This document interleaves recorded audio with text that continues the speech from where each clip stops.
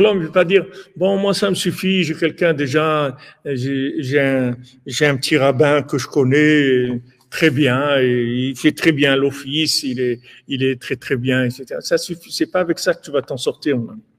C'est pas avec lui.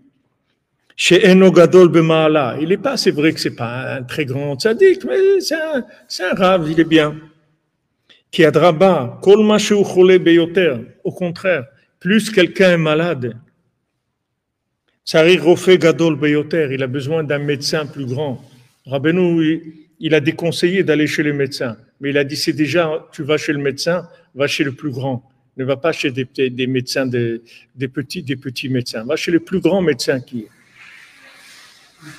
Vezeprinat se'arot, zeprinat sa'ara be'igula. Alors ça, c'est le principe des cheveux, des se'arot.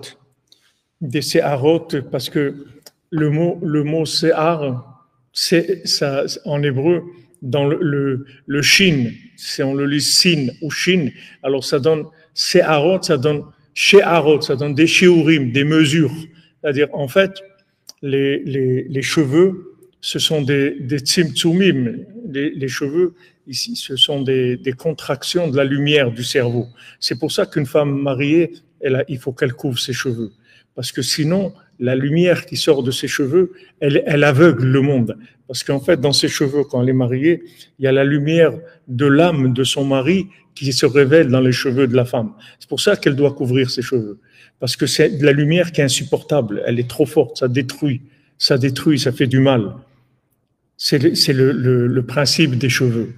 Et pour ça aussi qu'un homme, il ne doit pas avoir les cheveux longs, parce que quand les cheveux sont trop longs, alors ça donne une emprise des clipotes qui viennent se nourrir de cette excroissance du cerveau, de cette excroissance de ce qu'il y a dans l'esprit et qui se manifeste dans les cheveux. Prinat sivuvim. Alors c'est aussi la raison des cheveux frisés. Quand il y a des cheveux frisés, en fait, c'est quoi les cheveux frisés? Les cheveux frisés, c'est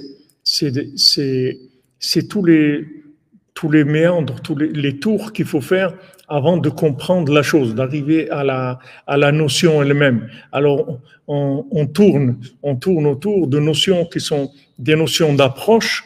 On va tourner jusqu'à qu'on arrive à la notion qu'on veut enseigner. Donc ça se voit aussi dans les cheveux. Quand les cheveux ils sont frisés, c'est le même principe. C'est-à-dire c'est le principe de choses contractées et d'approches qui sont des préfaces de là où on veut arriver. Et c'est pour ça que les péotes aussi, quand on a les péotes, on les tourne. Aussi, c'est pour ça. Parce que les péotes, c'est le même principe. Et on les tourne parce que c'est des contractions de la compréhension divine qui se manifeste par des approches en tournant jusqu'à ce qu'on arrive à la notion qu'on veut comprendre. Prinat sivuvim, donc comme Rabbeinu dit, c'est des sivuvim, c'est-à-dire on fait des tours, on tourne comme un avion qui tourne il tourne jusqu'à ce qu'il va atterrir.